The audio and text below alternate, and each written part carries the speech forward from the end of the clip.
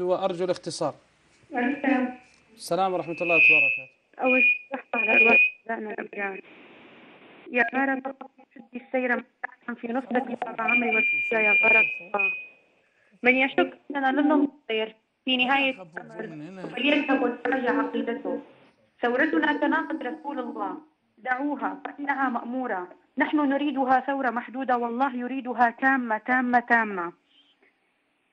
سيولد النصر من رحم الأم بحمص.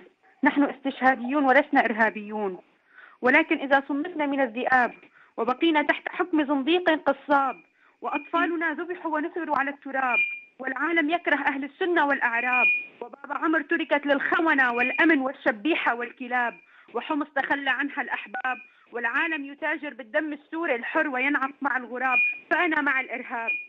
يا بابا عمر أي شتاء يمزقك، أي لهيب يحرقك، أي نبض انبعث منك، أي مزرعة حلت بك. يا شيخ اليوم 20 واحد من أحرار بابا عمر ذبحوا بالسكاكين.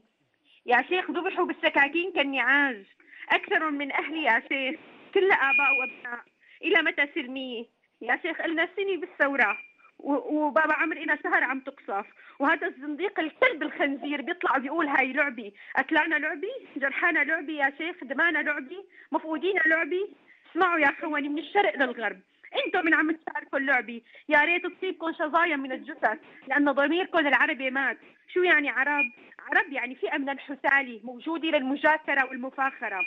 يا إتباع إسرائيل كلكم عملاء للدم السوري، عاشت البندقية والثوار والشيخ عدنان العرعور ورياض الأسعد، لأنهم هم الوحيدون الذين نذروا أنفسهم وأموالهم للشعب السوري.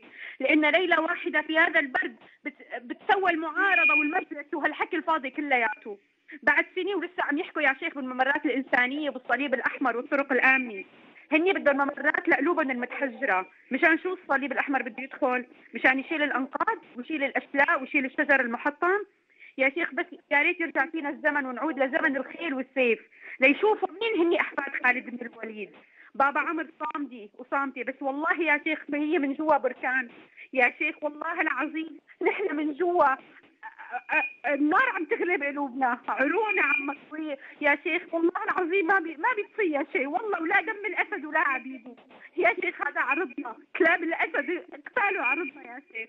هني اولاد المتعه عم يذبحونا، عم ينكلوا فينا، نسائنا تغتصب، شبابنا يذبحوا بالسكاكين، والله اعمال بتصير الولدان. والله يا شيخ ما العقل ما بيتحملوا يا شيخ. أختي أم مجد، يا أم مجد. الو. أم مجد. ايوه.